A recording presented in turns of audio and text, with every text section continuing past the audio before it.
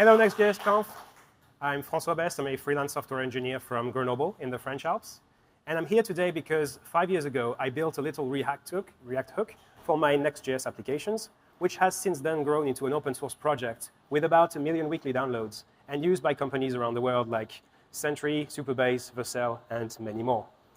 This project is called Nuqs, and it is a type-safe search params state manager for React. Its goal is to make URL state enjoyable in React. So what is URL state? It's the idea of storing some of the state of our applications in the search params or query string, or query params really, if you must, part of the URL. That's key value store after the question mark. So why would we want to do this? There is a wrong reason. That is, if you don't want to lose the state updates that you did when you reload the page. It's not a good reason enough on its own to put it in the URL, because reload resilience is more of a side effect that you can achieve with other means, like local storage, for example. The real reason you want to put state in the URL is that it gives your applications two superpowers. The first one is teleportation. By sharing a link with someone, you share the memory representation of that state from your browser into theirs so that they can see the same thing as you do, pick up where you left off. This is what we also call deep linking. The second superpower is time travel. A bookmark is a way to send a link forward in time to your future self, and your browser history is a way to navigate back through time to recall state from the past. You can also use the browser's back and forward buttons, a bit like an undo-redo feature, to time travel debug your states. Just be aware that you might break the back button in doing so, so be aware. So how does this work in practice? Well, if we see the URL as the boundary between the client and the server, it becomes this natural place where they can exchange data between them. The client can attach some state on the URL of the document that it's on, and the server picks that up, uses it for data fetching, filtering, returning custom content. Nothing new about this part. This is how the web has been working forever. The main difference is that now we have a client that can react to changes in the URL, and so the server can also reply using the same system. With a redirect, it can tell the client, go there, and I will attach some state for you to pick up on the client side to render your logic with. So we now have this bidirectional communications link between the client and the server using only the URL. Not a request response bodies, not an API endpoint, just the URL text itself. And that's pretty powerful. So there are some drawbacks to this approach. And I think as good engineers, it's important that we know the limitations of the systems that we're working with. So let's dive into this URL state iceberg problem and see what dangers it might have under the waterline for us.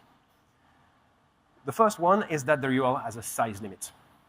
Servers are generally not going to be the bottleneck here, but the transport, the way you share links with others might be. For example, Signal and WhatsApp will stop rendering huge links as clickable. Some other platforms that may decide not to send a message or may truncate your links, breaking them in the process, which is not good. But the main limitation will not be a technical one. It is a social one. It is that of us, humans, because we don't like long links. For example, between these two links, which are semantically equivalent, they both represent a tan-stack table state, which one would you rather click on? Yeah, the first one is scary. It's got URL encoded JSON and base64 in there. The second one is much shorter, so it fits our criteria, but it is also understandable. You can read it and know what it's going to do. It acts a bit like a text-based user interface, and that's because it's exactly what it is. The URL is the first piece of UI that your users will see, even before they click on it and land on your application. So you want to design it at least as well as your open graph images. Now, your users have shared links across the internet, and from the standpoint of your application, those links are immutable. But your application is not. It will evolve through time. You will introduce breaking changes in the schemas of the search params that your application expects. And there is this quote by Tim Berners-Lee that cool URIs don't change. You want to honor the semantics of the links that have been shared in the past for as long as you can. So how do you deal with that? Well, by putting state in the URL, you're kind of using it like a database. Bear with me. And databases have solved this problem a long time ago with schema migrations. So how do we apply those to URLs? Well, first we need to capture them, so we can use a proxy, formerly known as middleware, in Next.16. We can massage the state that we received from the URL into the current state that our application expects by renaming keys, changing data types, these kinds of things, and then pass it back to our application through a redirect. Now, another problem is that something that's not super well known is that when it's time to update the URL client side, browsers rate limit URL updates for security reasons. And they don't all behave the same way. Firefox and Chrome, for example, give you 50 milliseconds or more to be safe, but Safari has much stricter limits that you can hit if you were to connect, say, a search input and on every keystroke sending an update to the URL. You would crash your application in about 10 seconds, which is bad. But fortunately, you don't really have to think about this with Nuqs because it gives you built-in support for this with a throttle queue, which is part of a system that I like to call time safety, which is just a fancy term for saying that we decouple the UI updates and the URL updates, throttling the URL at a rate that the browser can handle, no matter what it be, and giving you controls over how frequently to update the URL. And on the other side, giving you instant local optimistic state updates for your UI to stay responsive and improve metrics like INP. Now, another problem when it comes to adding state to the URL is that it creates entry points into our applications. So obviously, the browser URL bar is very much an untrusted input that you want to validate to make sure that whatever comes into your application is safe. But you also want to be aware of what goes out. You probably don't want to have private data in the URL. The main problem with entry points, though, is that it creates bypasses into the application logic. What users would usually have to click through, they can now enter directly through a link. And so the state machine of your application has to be aware of this. And the last point I will cover is SEO. TLDR, you want to set up a canonical representation of your URL that search engine crawlers can index, otherwise you will have duplicates. And then you can absolutely have search params in there. For example, I always take the example of the YouTube watch page, which contains the video ID as part of the V search param. So you want to index that, but nothing else, really. OK, so now that we have covered all the problems of URL state, let's have a look at some solutions. Why do we need Nuqs, a library, an extra library, when we have everything that we need in Next, really? We have use search params in the app router. That gives us all the search params, all at once, and all as strings. And this is where things start to break down. Because our application needs other things than strings. We need data types like numbers, dates, booleans, objects. And we need a strong connection between those data types and a given key. We need strong type-safe schemas.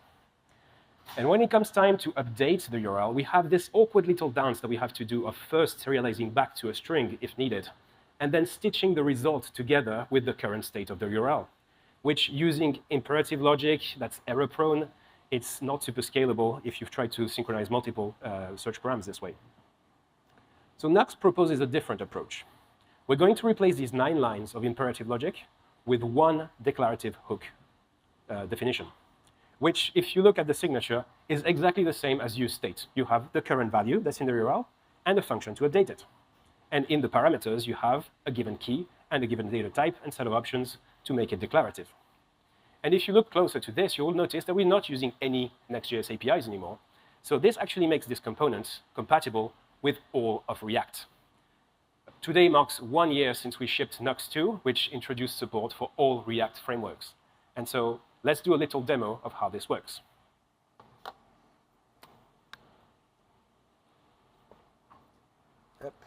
Demo. Right, so here I have the hello world of state management in React, the counter button. We've all seen this. We click the counter, it increments, but that state is locked in space and time in that browser tab. How do we lift it out into the URL? We're going to replace use state with use query state from Nuqs. And the first argument is not going to be a number. It's going to be the name of the key that we want in the URL. So we'll call this one count. And if I save this, you'll notice that my state has disappeared because my data type is now string or null. It is null if there is nothing in the URL, and by default, everything is a string in the URL. So we need to first tell Nuqs that we're working with a number here. We do that with a parser. Parse integer. We have a lot of built-in parsers in Nuqs. They also do serialization, which is probably not really well named, but that gives us a type that is now number or null. This null is kind of annoying because it's screwing up with our logic here. So let's make it non-nullable by giving it a default value with default 0. And so this default value will be returned when there is nothing in the URL. And so now our button works again, and I can increment it, copy it, send it to a friend or a new tab in this case, and it is instantly recalled. We have teleported our state from one tab to another. And this is how you get started. So how does this work? Because as I said, there is nothing specific about Next here. The one piece of setup that you need to do with Nuqs is to tell it about your framework. So if I go to the root layout file here in the app router, you'll see that I have this Nuqs adapter here, which is imported specifically for the Next.js app router. And what it does is it tells Nuqs how your framework works, how to read the URL, so using use search params here, and how to update it. And how to update it is why we now need to have a look at the network tab. You'll see that if I click here, there is no network request being made, yet the URL updates. So how does this work? Well, if we go back to our components, which one was it? This one. Our component is a client component. That state only existed in that component before. And this is a static page, so there is no technically reason to go across the network because there's nothing listening for this search param. So we need to understand the two ways of updating the URL in Next.js. We have the router API from useRouter that gives you .replace and .push. That generally sends a network request to the server to recompute the React server component tree. That's useful if you have a dynamic page with the search params page prop to do SSR. But there is another method, the history API, which is built in the browser. It's not a Next.js API. And that only updates the URL client side. And Nuqs uses this by default, and it's a concept that's also called shallow routing. That shallow name comes from the pages router API, which has this Boolean prop. Shallow true stays local. Shallow false goes across the network to recompute get server-side props. And it's really handy, this little prop, because it is declarative. And I like declarative things, so I kind of stole it and made it available in the app router and all the other frameworks as well. So let's have a look at another demo where we need to do SSR and go across the network to fetch some data. So I'm going to close this here. I'm going to go back to that. So what I have here, page there, is a React server component page that fetches some albums from a database and shows them into a grid, and some inputs to filter them. And so we're going to use the URL to filter these things. Nuqs is declarative, so we're going to start declaring what we want. Whoops, that's not what I wanted to do. This one. So I'm going to create a new file that I'll call search params.ts here, next to my page.tsx component. And I'm going to describe an object, const search params. The keys in this object are going to be the keys in the URL. So we'll call this one query. And the values are going to be the parsers that describe the data types that we want. So parse as string. And I'm going to import it from Nuqs server so that I can reuse this object both on the server and the clients. This is a use client directive thing. I'm going to pass it a default value, why not? And a release year, which is going to be parse as integer. And I'm not going to define the default value for this one because it doesn't really make sense to have a default year. No, you're absolutely wrong. There is no need for that. And so now what I have is a descriptor object that I can use throughout my application. There are two places that I will need it. First on the server to parse the search params page prop, and then in our input to connect to our UI.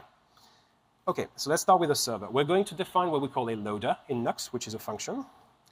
Exports const load filters. We're going to create a loader from Nuqs and pass it this search params descriptor object. And now this function I can call with lots of different types of inputs, and including this search params page prop here. So I can do const filters equals load filters and pass it the search params. This is a promise, so I need to await it. I can await it here, or I can also await the results. If you pass a promise to a loader, it gives you a promise to the parsed values. You could also not await it and PPR just as much as you want. This is not a PPR demo, so I'll just await it here and pass this filters object to my database. And if we look at the type, we see that it matches the schema that we've defined.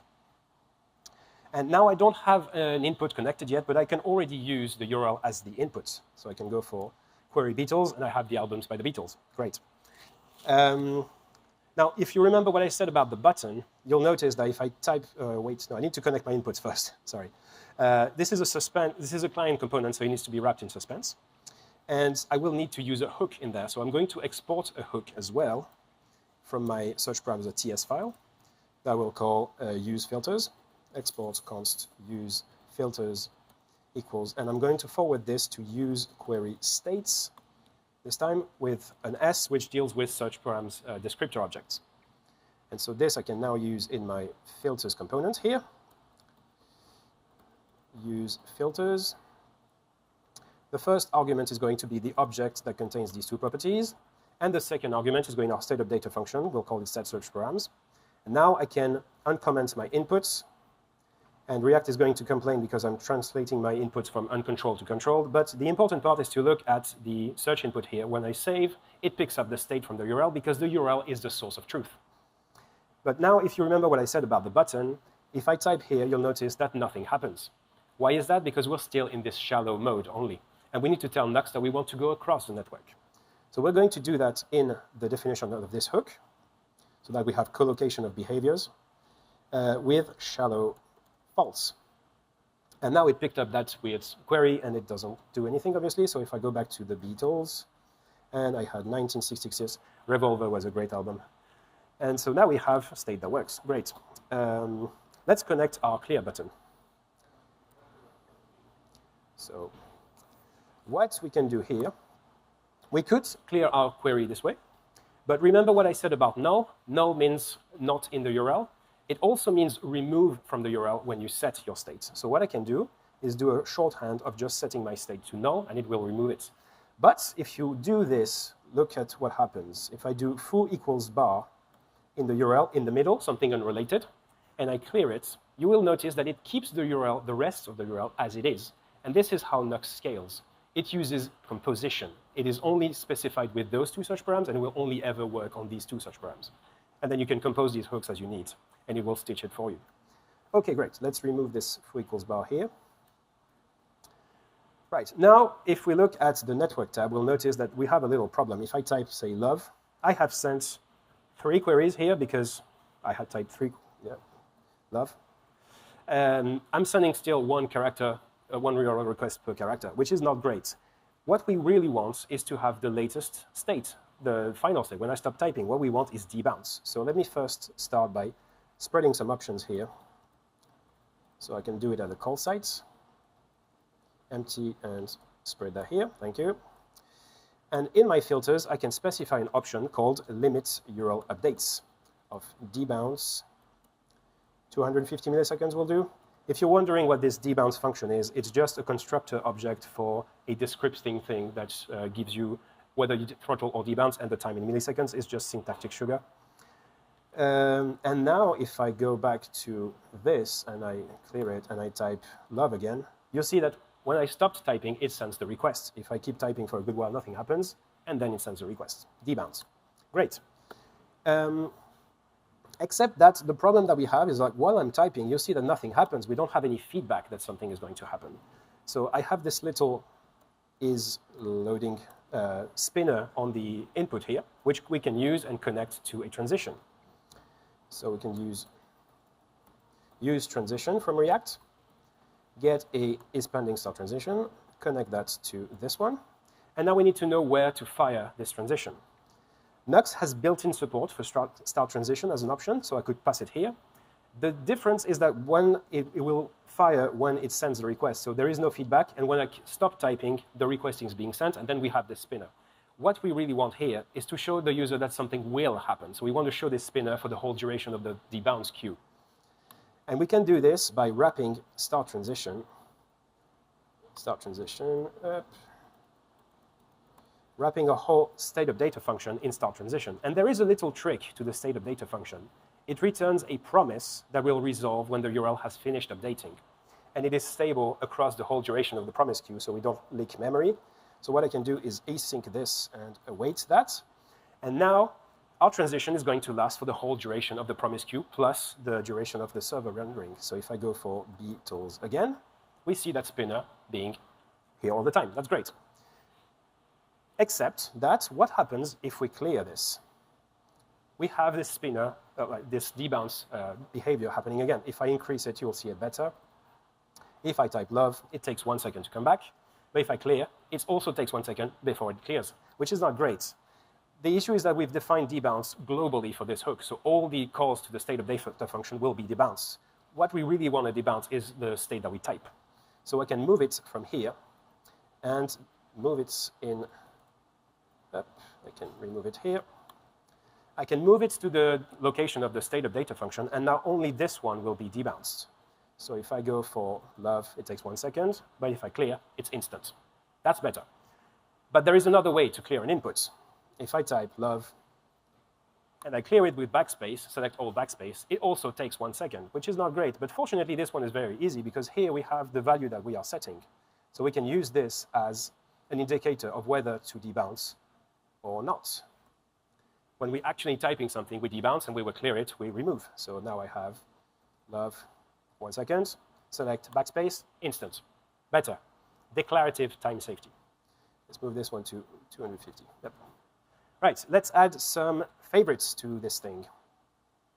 What are favorites? Any guesses? Links, exactly. Let's remove this now. Links, good old links that presets your URL, and therefore the rest of your UI follows. How are these links being made? Ooh, this is all hard-coded. This is not great. We want to make this type safe. How do we do this?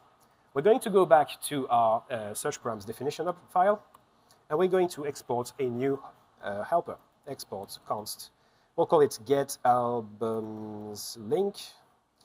And here I'm going to use something that is not part of Nuqs. It's something that you need to render into your application because it uses a feature of Next.js. Create typed link. Where are you coming from? Oh, it is not. Oh, create. There we go. Because it uses a feature from Next.js called the typed routes API. Thank you, Ben, for this. It gives you a strong path name of your applications, everything that's available. So here I'm going to link to albums, and I can bind it to a search params definition object that will strongly connect this type-safe path name to this type-safe of search params. Now I have a function that is end-to-end type-safe for links. How does this work internally?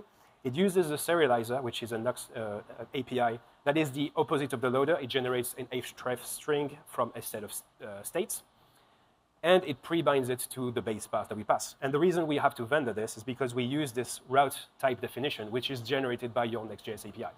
So we could have like generics to do this, but it would be a bit messy. So you can actually SHA-C and install this into your application, and it will work.